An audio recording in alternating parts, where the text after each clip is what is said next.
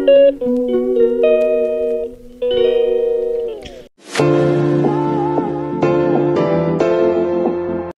guys, ayan, mayroon tayo dito dalawang tilapiyang malalaki. Ipiprito natin to guys para gagawin ko siyang sweet and sour. Okay. So ito na yung ating kawali. Pinapainit lang natin at lagyan natin ng mantika. So maglagay na tayo ng ating mantika.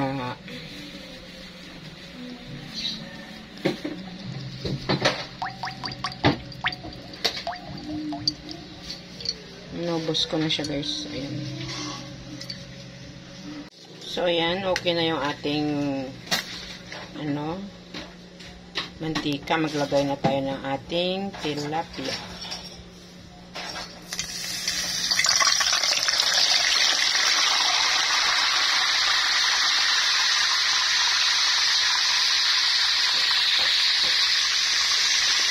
Tapos lagay na rin natin ito.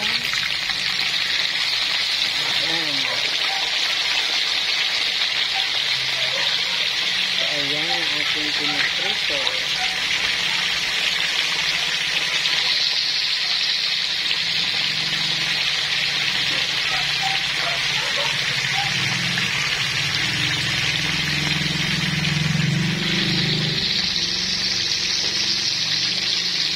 Ayan. Okay na siguro yung balik talin. So, tingnan natin.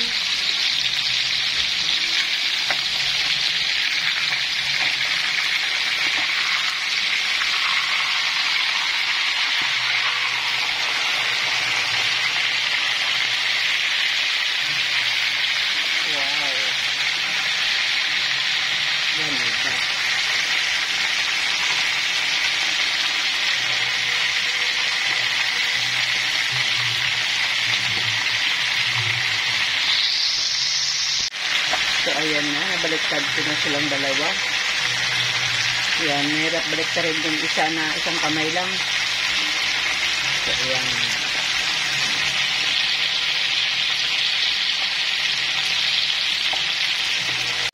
So, ayan na. Okay na yung ating tilapia. So, hanguin na natin yun, guys. Pahinaan ko muna yung apoy.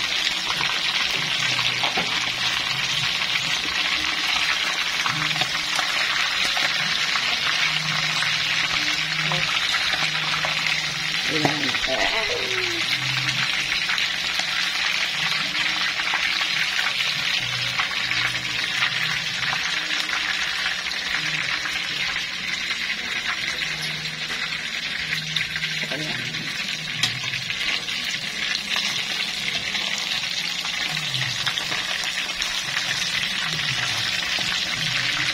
So, ito na yung ating dalawang tilapia. Medyo naputol yung isa, oh. Nasira. Yan. At ito naman yung malaki. So, tapos ngayon ay magre-ready na tayo ng ating ingredients. Ito na yung ating kakailanganin sa ating escabeche. Yan. May bell pepper tayo, sibuyas, luya, at saka carrots. So, himayin ko muna to guys. So, ito na guys yung ating mga sangkap para sa ating escabeche. Carrots, bell pepper na red, green, luya, sibuyas din, bawang, and meron tayong ito guys, sweet chili sauce. Ito na yung aking timpla para hindi na ako magtimpla-timpla pa. So, ayan, tayo magluluto na. At dito tayo magluluto guys. So, ayan na yung ating mantika. Ilagay na natin yung ating bawang.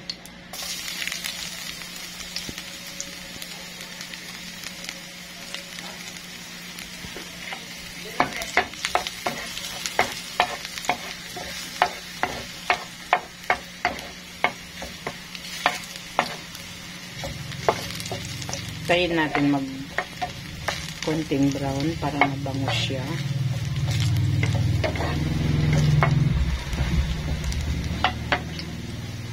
Then, lagay natin yung luya dito sa tabi.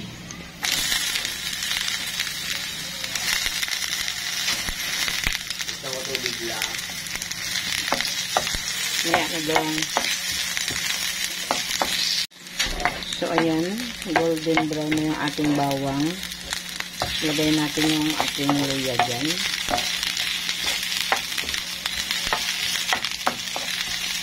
Tapos, ilagdag na rin natin yung ating sibuyas. Ang bango. Ang bango na guys. Alam mo yung pinabrown mo yung bawang, tapos luya at saka sibuyas. So, ayan, ilagay na natin yung ating... So, isabay na natin yan sila guys.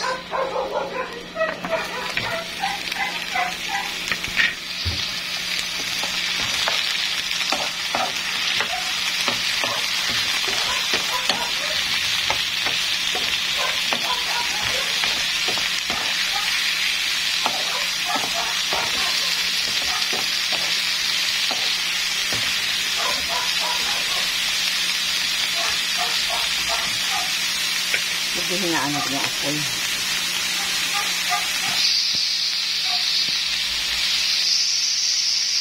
Maglagay lang ako guys ng konting tubig para maluto yung ating carrots. Yan.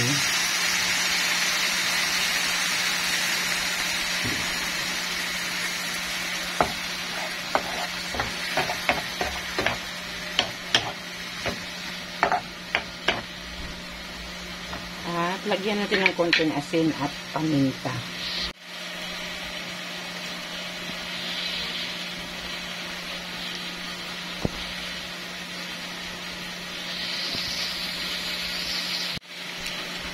Maglagay tayo ng pamintang pino.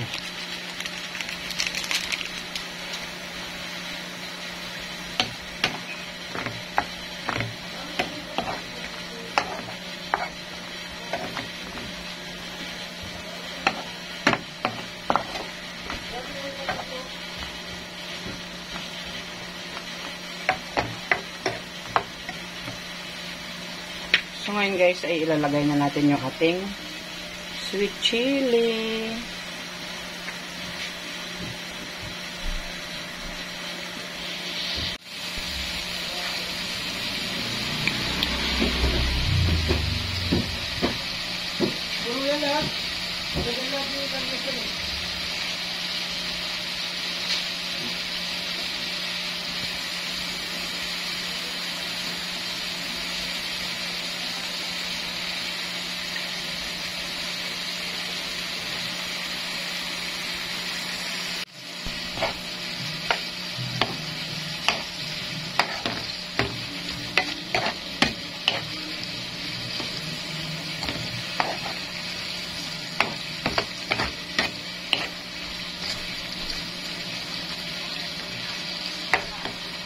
Malapot sobra, maglagay ako ng konting tubig.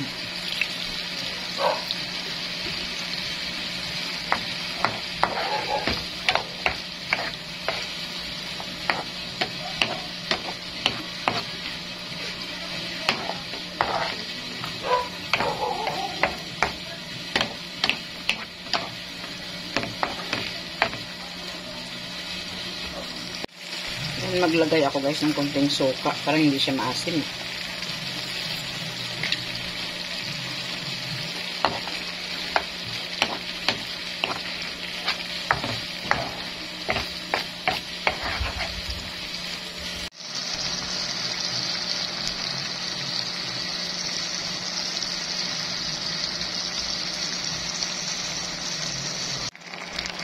So ayan, okay na yung ating sweet and sour. Okay na yung timpla niya.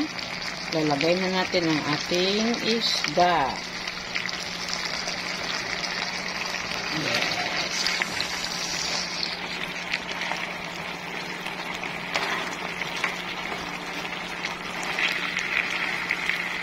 Yan. Para maglasa talaga.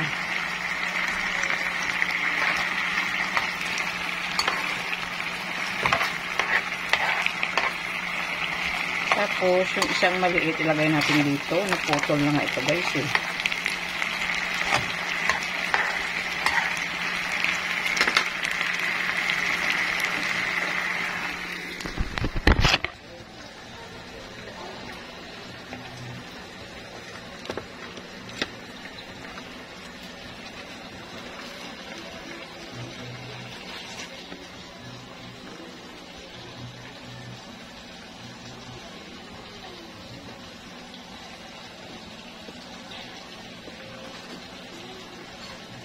So, ayan na yung final ng ating sweet and so, ayan guys, yung itong malaki ay ililipat natin dito.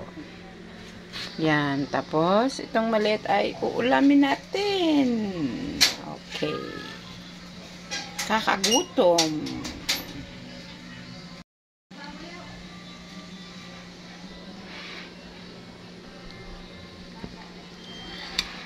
Ayan. Tamang-tama siya dyan.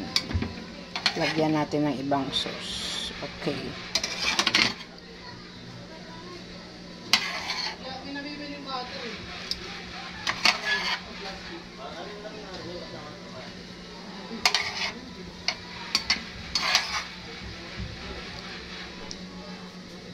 Natuyuan siya.